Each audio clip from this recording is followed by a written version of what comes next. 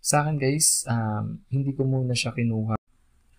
Hi guys, for today's video, itatry natin ang Maya Personal Loan kung ma-approve ba ang utang natin dito for emergency use.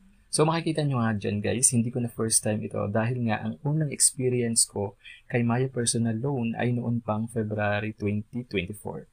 So medyo matagal na rin siya guys, pero I'm proud to say na bayad ko na po yun. Pero bago ako nagkaroon ng Maya Personal Loan, na-vlog ko na din po sa channel ko ang tungkol naman sa Maya Credit noon pang 2022.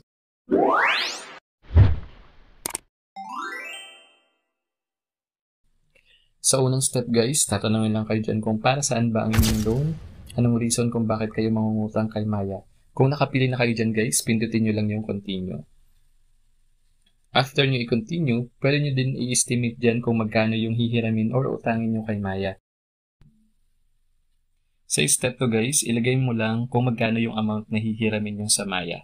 Tapos kung ilang months nyo ito kayang bayaran. So akala ko talaga guys, yung nasa baba, yun na yung final na monthly ko.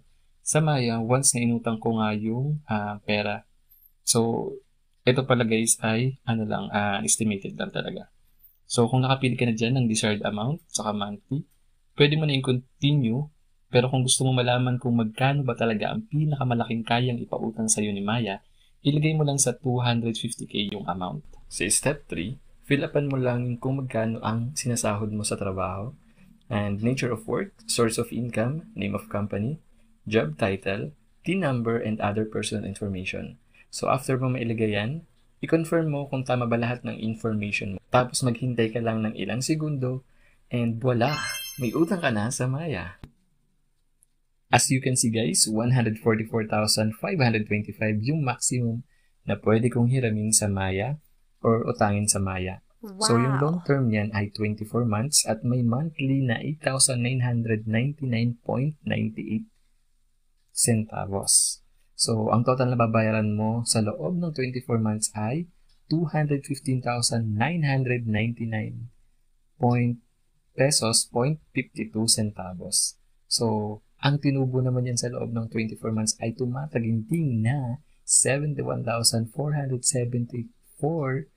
pesos 0.52 centavos. So nakadepende sa iyo yan guys kung i-grab nyo ang opportunity. Kung may business naman kayo, pwede nyo itong kunin guys para makadagdag sa puhunan. Pero kung gagamitin nyo lang to sa mga luho nyo guys, so sobrang laki ng tinubo niya, then mababaon lang kayo dito guys sa utang. So ayun lang guys. So sa akin guys, hindi ko muna siya kinuha. So dinecline ko muna siya guys. So once na dinecline nyo naman siya, mababalik naman yung offer na yon. So kung i-confirm nyo naman guys, may magsisend sa inyong OTP na katunayan na kayo mismo yung gumawa ng transaction na yon. Magsisend yun sa inyong number or yung account number sa Maya. Then ilagay nyo lang guys yun doon, 6-digit OTP PIN. So once na na-confirm nyo yun, automatic yung pera nyo from Maya Personal Loan ay papasok na sa inyong Maya wallet.